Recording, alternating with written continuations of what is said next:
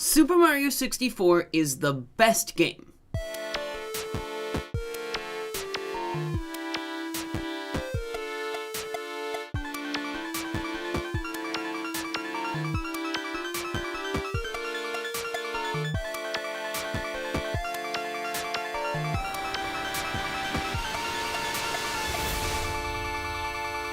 No other Mario game that's come out since Super Mario 64 in the 3D area has been able to get even close to how good Super Mario 64 was. It had such a profound impact on the gaming industry and gaming history that even if it wasn't my favorite game to just sit down and play, it would still probably be the most important game ever. Unfortunately, there's only so much Mario 64 you can play before you've done it all, and I certainly am not going to be getting anywhere near the 120 stars, 28-minute world record or whatever it is right now, anytime soon.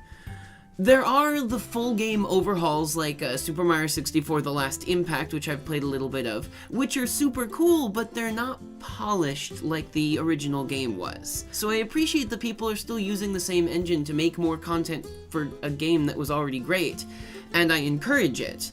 But what I never expected was for another game to come along and give me the exact same feeling of mirth and happiness and amazement that the original Mario 64 did.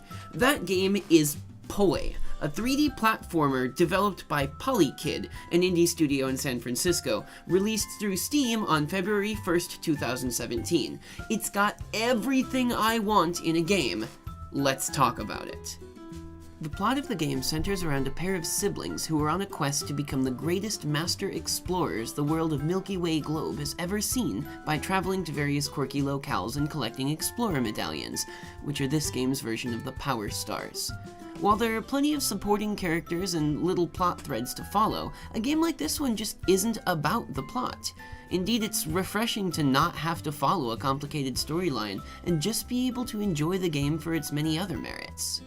You can choose to play as the brother or the sister. There's no difference in either of their playstyles, and aside from them you meet a varied cast of supporters like the retired explorer whose airship you use, the fossil collector who's way too into bones, the totally not a pirate who'll show you the bonus levels, and a slew of other creature races in each level. They're well designed and pleasing to look at, and they're all fanciful enough to make the player really grounded in the whimsical nature of the game. This game's theme centers around bravery and the spirit of adventure. Everyone in the cast has a different motivation for it, but they all trickle down into the same basic desire, to know more about the world that you're in and have more experiences in it. This is just one of the qualities of a human that I find the most attractive, actually.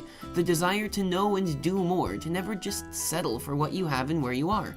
And this game exemplifies that to a T. Voice acting-wise, the game is light on the spoken word, but well-designed nonetheless, and the story bits that are given to the player are succinct and relevant. The one complaint I have about this game is in this category, though. The brother's voice is just so annoying.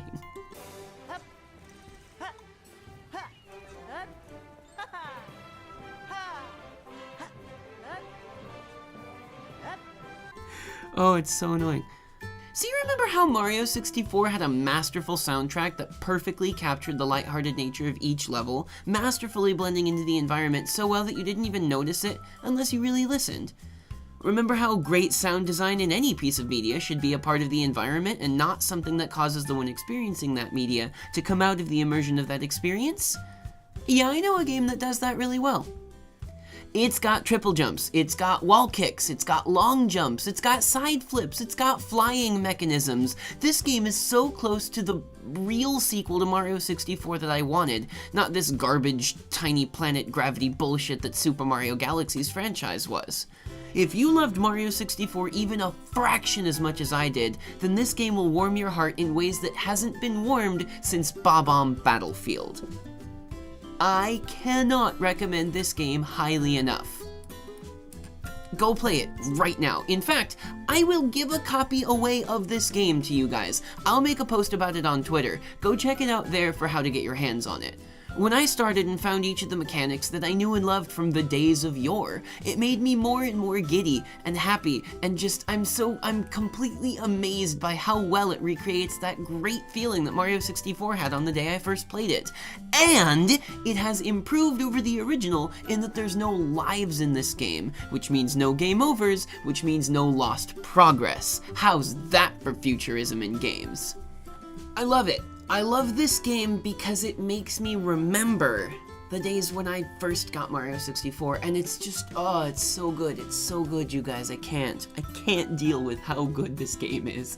And like, it just came out recently, so there's gonna be updates and probably DLC worlds and things. There's only 4 worlds available on the map right now that I can see. I only got through the first 2 or so before I started recording this thing because I could not wait to tell you how good this game is.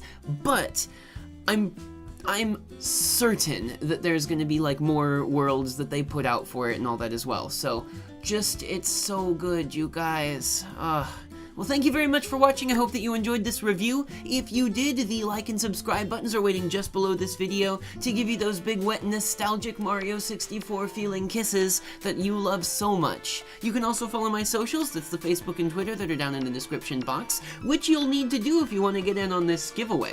You can maybe also throw some support my direction at the Patreon link that's down there as well. Thank you guys very much for watching, and I'll see you next time.